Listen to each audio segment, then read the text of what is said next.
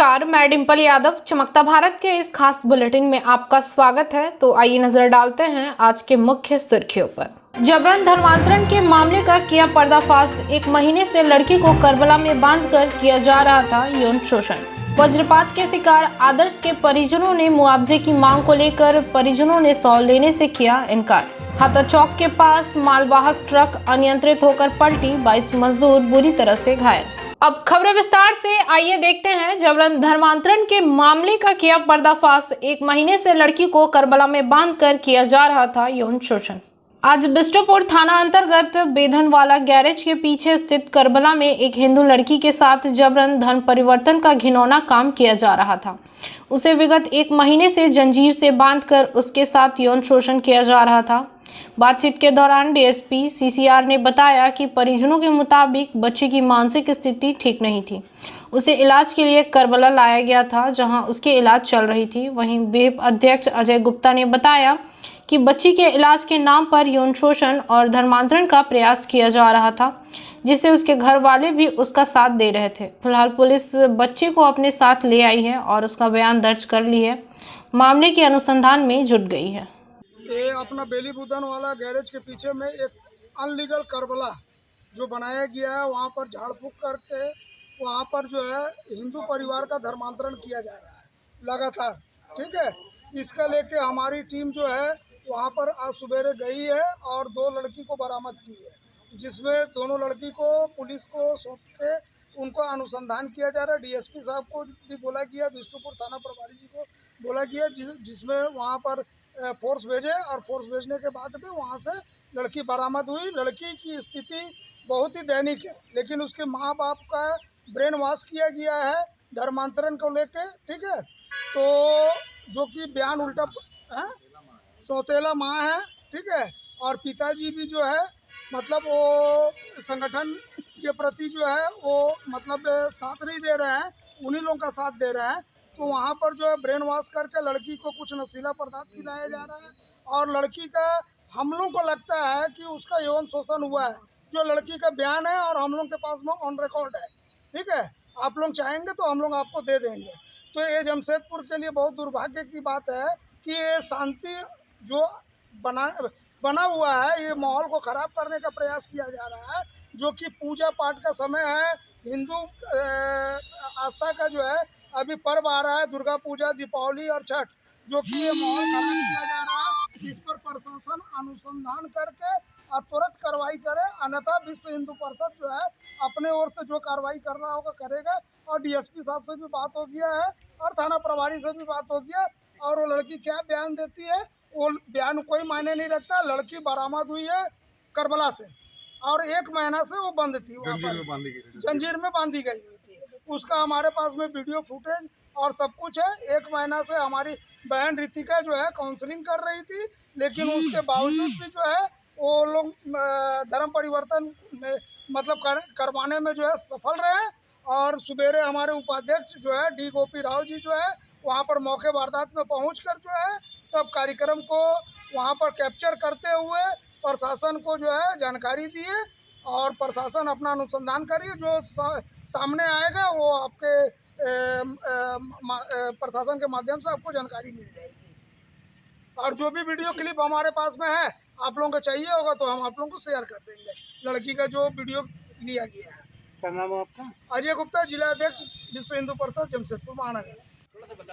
बताइए। जो मामला है क्या? मामला है, एक बच्ची है, उसका मानसिक रूप से स्थिति ठीक नहीं है, जैसा कि उसका पिताजी है, बहन है साथ में, और वो बच्ची करबला के पास से मिली थी।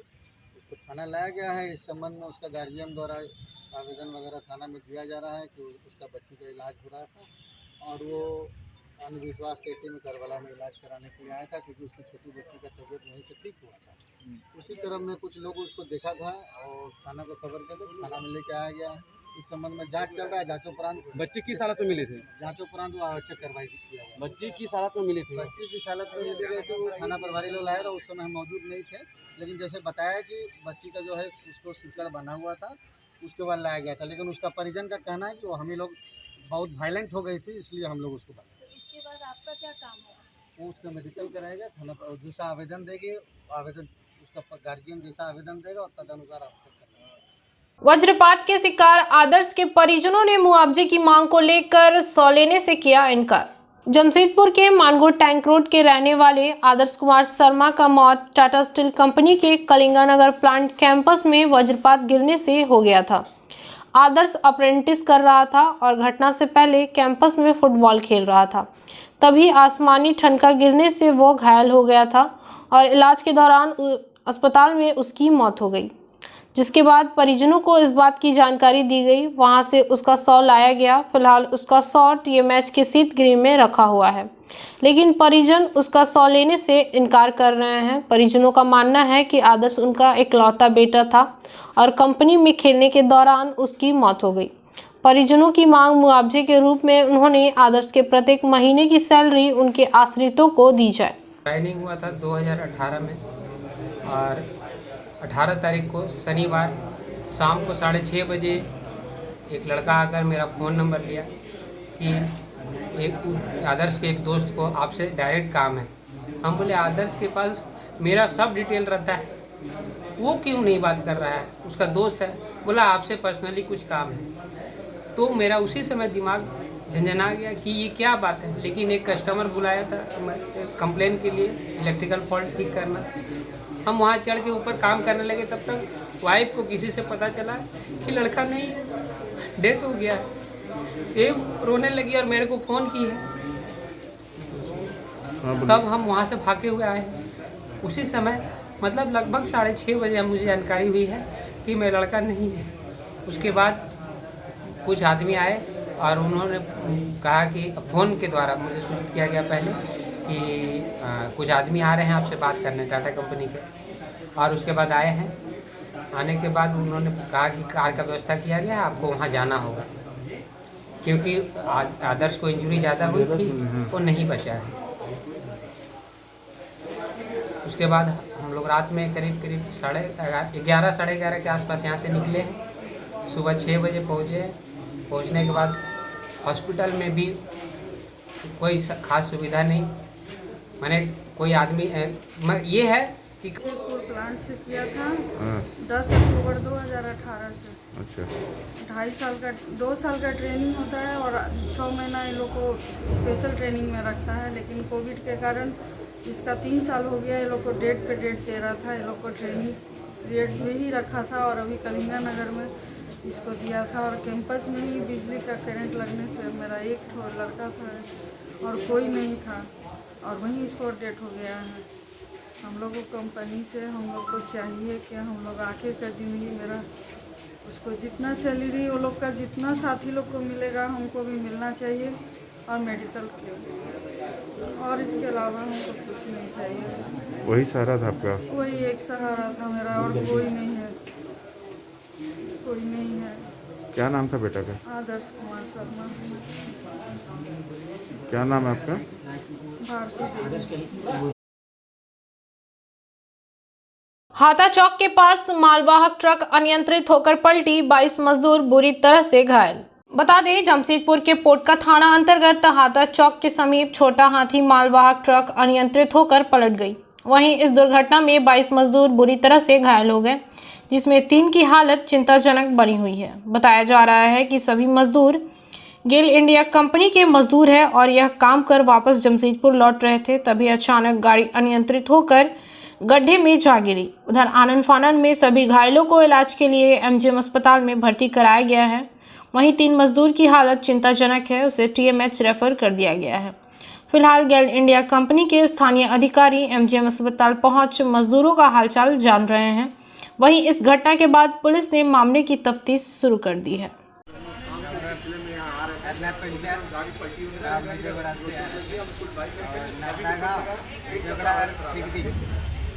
आदितपुर काम करते पाइपलाइन हम लोग करते समय हम पा रहे थे पक्का करना मेन रोड में जा रहे थे। ड्राइवर थोड़ा आगे से बाइक आ रहा था, थोड़ा दाहिने कटा, फिर बायां काट दिया तो हम लोग 22 जन एक आदमी का तो प्रोटेक्ट किया डायना पे बाकी लोग किसका सिर में किसका अपने पैर में लगा। कितने लोग घायल हैं टोटल? सब लोग हैं। पूरे 22 लोग घायल हैं।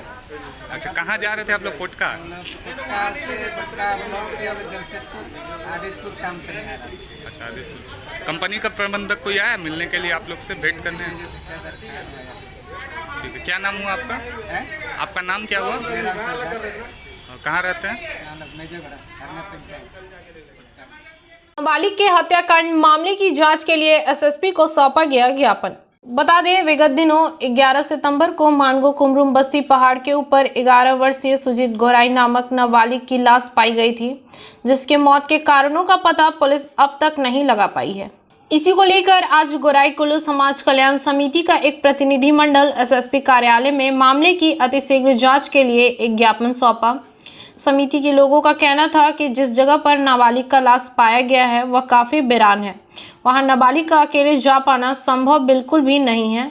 इसमें साफ प्रतीत होता है कि यह एक हत्या का मामला है। अभी तक पुलिस द्वारा भी इस मामले में कोई ठोस कदम नहीं उठाया गया है, जिसके कारण आज एसएसपी से मामले में कार्रवाई की दरख्वास्त की गई। मेरा बेटा को हम काम किया था, रहा के हम लोग फूल देख रहा, मेरा बेटा को नहीं मिल रहा, कौन उसको मार दिया? मेरा लड़का को हमको मिल रहा, मेरा लड़का चाहिए। क्या नाम था? लड़का था ये, मेरा छोटा लड़का था वो। क्या नाम था? मेरा सबसे जान से मेरा लड़का था वो। क्या नाम था उसका? सुजीत गोराई। इसको पहाड़ के ऊपर में कौन उसको मार दिया? पहाड़ से उसको नाश मिला, उसका पहाड़ से उसका पहाड़ में उसको नाश मिला। हम लोग उम्र कितना था उसका? 11 का साल। कहाँ रहते हैं आप? कुदरुम बस्ती में रहता है हम लोग। शक है किसी के ऊपर? शौक हो कि किसी के साथ में हम लोग उतना शौक नहीं था, वो तो ऐसा बाल चल तो होता ही था, उसका थोड़ा बहुत हो गया होता ही था उसमें। हम लोग और नहीं शौक किया था तो थोड़ा बहुत हुआ था। जो थाना गए थे? हाँ, थाना गया था। थाना मदद कर रहा है?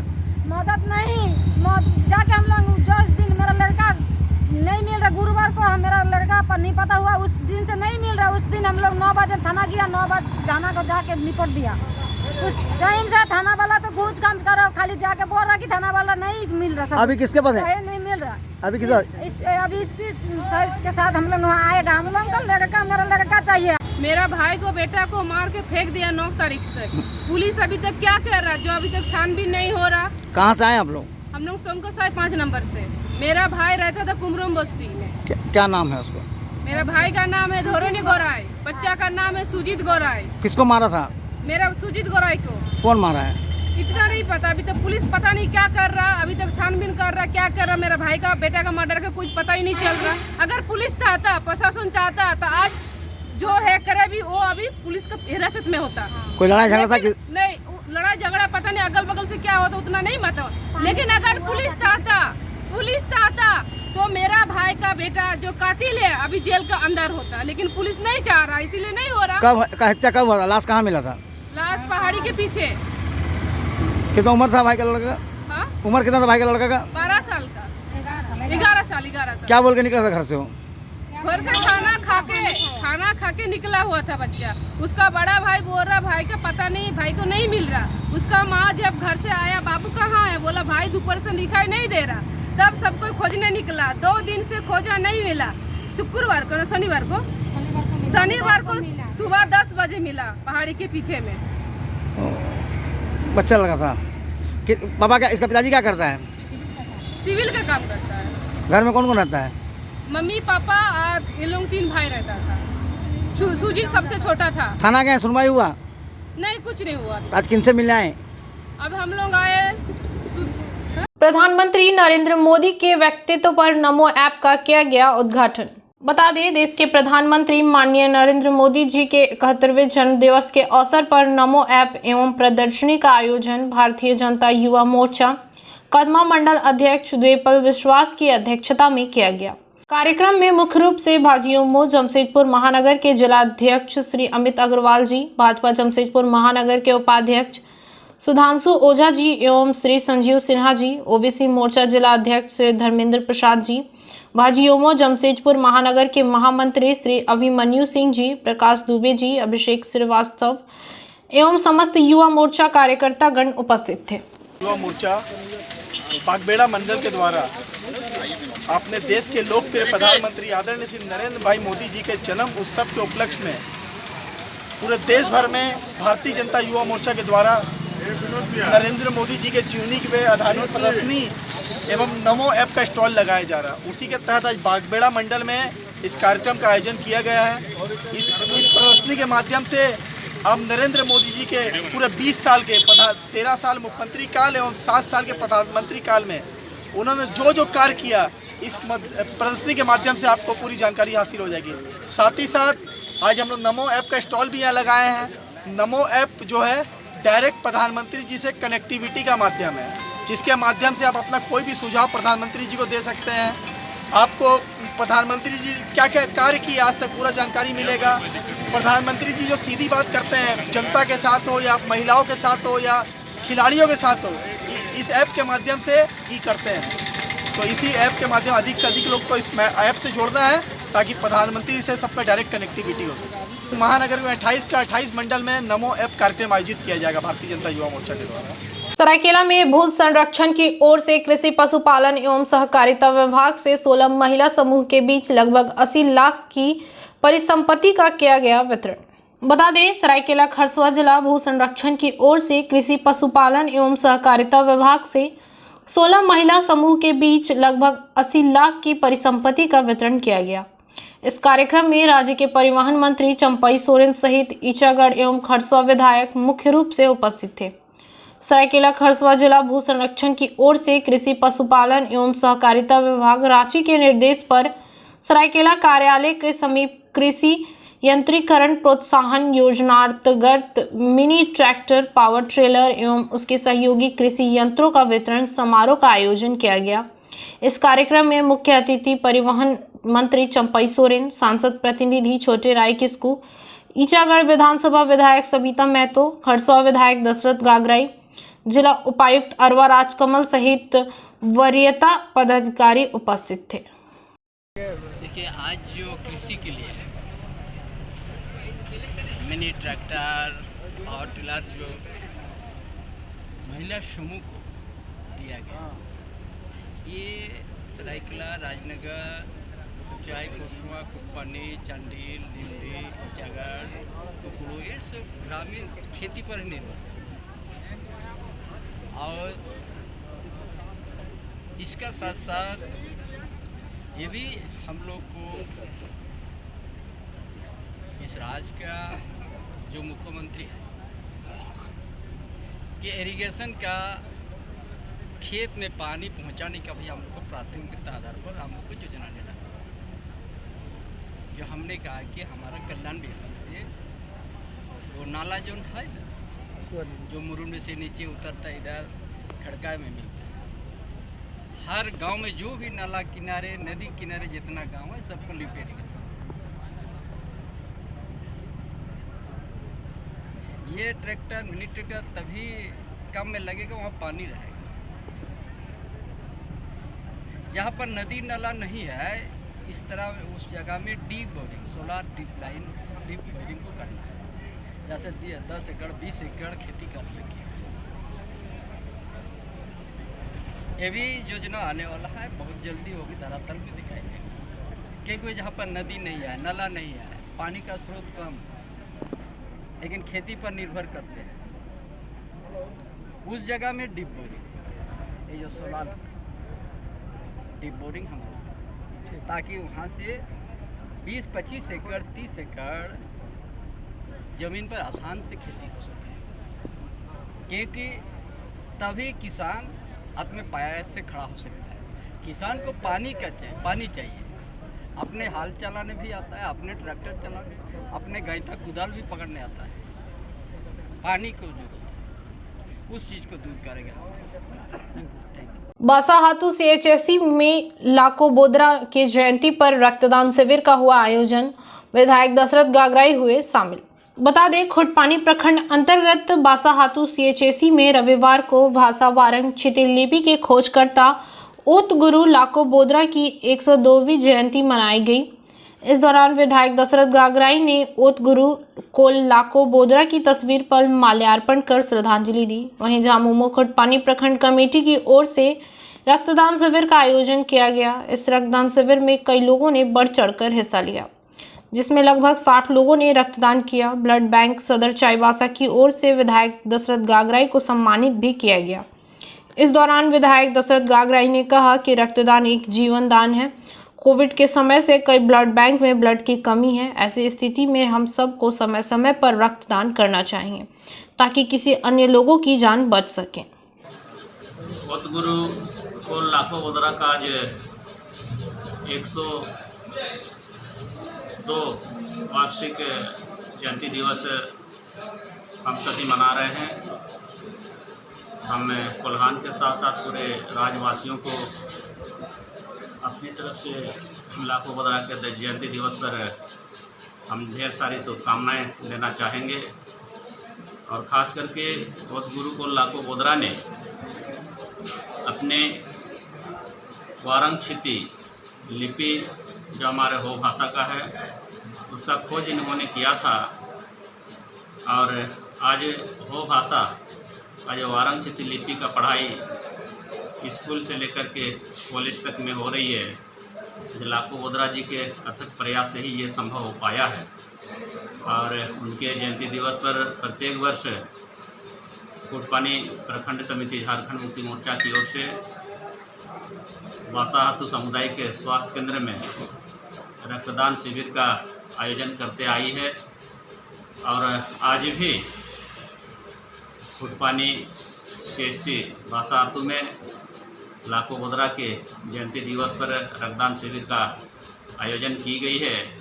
और आज रक्तदान शिविर में फूटपानी प्रखंड से काफ़ी उत्साहित रक्तदाता आज भाग ले रहे हैं। और हमें उम्मीद है कि आने वाला समय जैसे अभी कोरोना जैसे महामारी बीमारी विश्व में आई और उससे भारतवर्ष के लोग, अपने राज्य झारखंड के लोग और अपने प्रमंडल कोल्हान सहित अपने प्रखंड फूटपानी के लोग ही प्रभावित हुए हैं। ऐसे समय में रक्त का अति आवश्यक होती है, जिसका हम लोग प्रयास किए हैं। जहां रक्त की जरूरत होगी, जहां लोगों को रक्त की कमी हो। भाजपा वरिष्ठ जुझारू नेता नरेंद्र नाथ महतो के निधन पर भाजपा कार्यकर्ताओं में शोक की लहर। अंतिम यात्रा में गणेश महाली संघ सैकड़ों कार्यकर्ता पहुंचे। बता दें, राजनगर प्रखंड में बाड़ा सिजोलता पंचायत के जामबनी गांव निवासी सह वरिष्ठ भाजपा नेता नरेंद्र नाथ महतो के निधन पर सोमवार की सुबह आदित्यपुर मेडिटिना अस्पताल में हो गई। जैसे इसकी सूचना भाजपा कार्यकर्ताओं की मिली, वैसे ही सैकड़ों भाजपा कार्यकर्ता और उनके चाहने वाले अंतिम दर्शन के लिए हंसल बाजार पहुंचे। उनका पार्थिव शरीर हंसल बाजार पहुंचने पर कार्यकर्ताओं द्वारा नम आंखों से श्रद्धांजलि दी गई। वहीं कार्यकर्ताओं द्वारा नरेंद्र नाथ महतो अमर रहे के नारों के साथ हंसल गूंजने लगा। वहीं सैकड़ों कार्यकर्ताओं ने हंसल से उनके पैतृक गांव जामबनी उनके आवास तक बाइक रैली करते हुए लाया गया। इस दौरान सरायकेला विधानसभा के पूर्व भाजपा प्रत्याशी गणेश महाली भी उनके आवास जामबनी पहुंचे और उनके 100 यात्रा में शामिल होकर 100 को कंधा दिया। देखिए, आज हमारे भारतीय जनता पार्टी के काफ़ी वरिष्ठ कार्यकर्ता नरेंद्र दास जी का देहांत हुआ है। तो भारतीय जनता पार्टी के लिए अपूर्ण क्षति है, इसका भरपाई नहीं हो सकता है। और आज भी इस दुख के घड़ी में भारतीय जनता पार्टी के सभी राजनगर पूर्वी पश्चिम के सभी कार्यकर्ता दुख के घड़ी में सभी हमारे कार्यकर्ता यहाँ उपस्थित थे। और हम सभी लोग अभी उनका अंतिम संस्कार के लिए सभी लोग आपकी उसको लेके जाएंगे।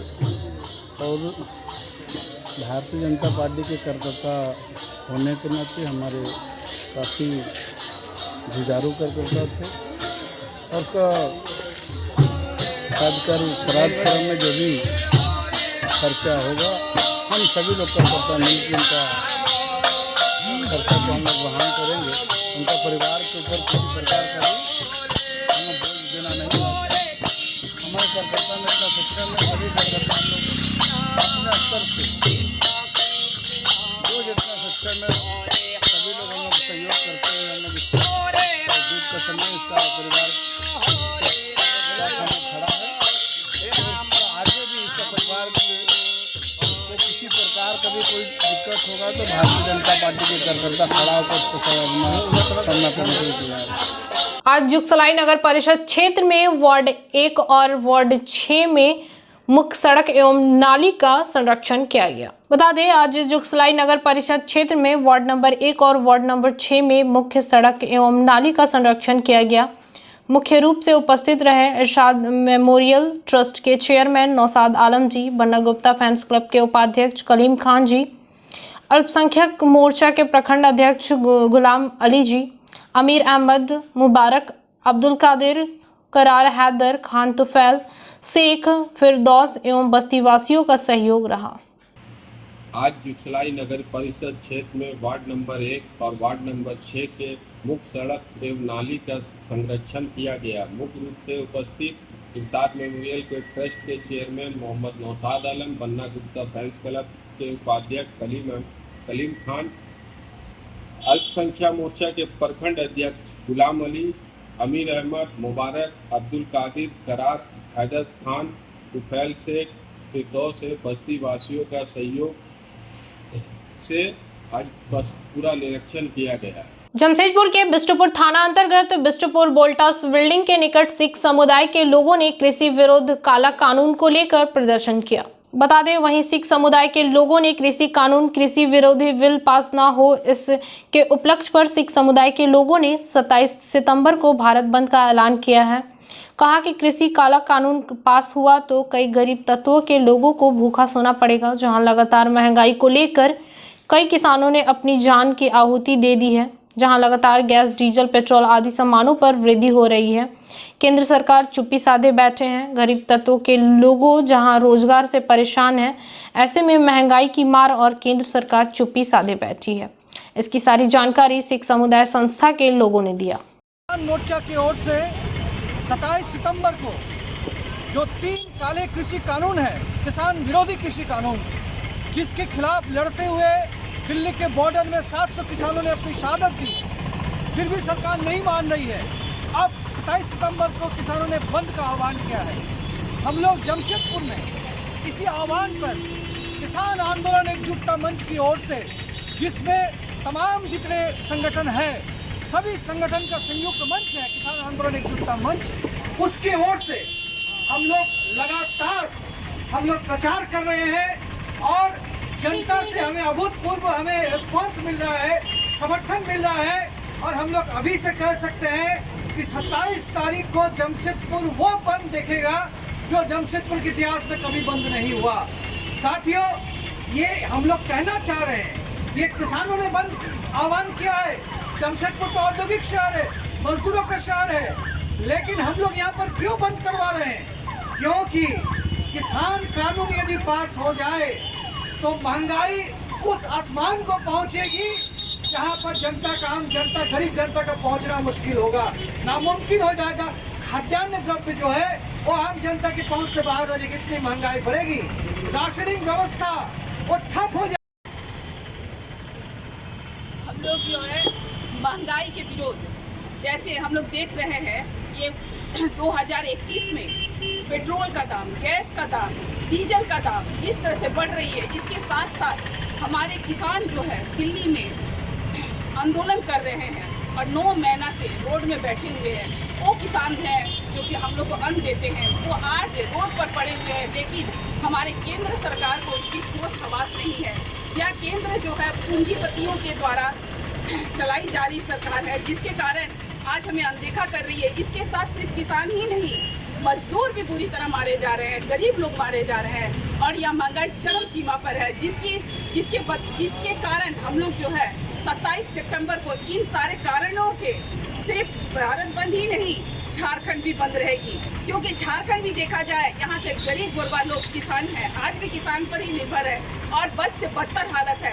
आज यदि हम यही जागते हैं, आज आप लोग के माध्यम से, मीडियम के माध्यम से लोगों को जगाने की कोशिश कर रहे हैं, ये अपील कर रहे हैं कि 27 सितंबर को आप लोग भारत बंद का साथ दीजिए और इस महंगाई के विरोध में आप लोग को हमारा साथ होना आवश्यकता है। अब अपना परिचय बताइए मैडम। हमारा हुआ समाज सेवी डॉक्टर गीता सुंदरी। जमशेदपुर के बिष्टुपुर थाना अंतर्गत सोहदाय करबला पर मुस्लिम समाज के लोगों ने प्रेस कॉन्फ्रेंस किया, जहां धार्मिक स्थल को असामाजिक तत्वों के लोग आस्था को बदनाम करने पर लगे हैं। बता दें, जहां लोग अपने अपने दिल की मुराद मांगने आते हैं, वैसे जगह पर मुस्लिम समाज के धार्मिक स्थान को बदनाम करने की लगातार प्रयास कर रहे हैं। जहां माताएं, बहनें और हर समाज के लोग दिली तमन्ना लेकर दूर दराज से लोग आते हैं और कलयुग की मनोकामनाएं पूरी भी हुई। वैसे धार्मिक स्थल को बदनाम करना, जहां बिगड़ों की किस्मत बनती है, ऐसे धार्मिक स्थल पर यौन शोषण की बातें करना या किसी प्रकार का धार्मिक स्थल को बदनाम करना इंसानियत नहीं होता है। इसकी सारी जानकारी सौदाई करबला के अध्यक्ष ने दिया। आज का ये संवाददाता सम्मेलन, कल एक छोटी सी घटना घटी जिसको लोगों ने बड़े रूप में मीडिया में और समाचार पत्रों में कुछ संगठन वालों ने उसको उठाया कि एक बच्ची जो मानसिक रूप से विक्षिप्त है, उसके माता पिता के द्वारा यहाँ उनका पाँव में बांध के रखे थे ताकि वो अपनी मानसिक स्थिति से कहीं इधर उधर भाग ना जाए।